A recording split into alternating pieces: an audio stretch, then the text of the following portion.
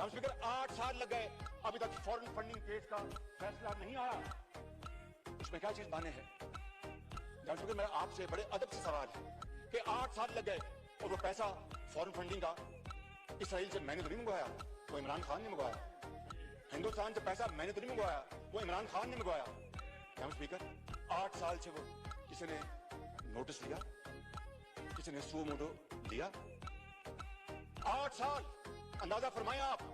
जनाब स्पीकर इस पूरी ऑपोजिशन को मैं यहां पर पर्सनल बात नहीं करूंगा, इज्तिमाई बात करूंगा और कौम की बात करूंगा, इस मुल्क के मुस्तकबिल की बात करूंगा।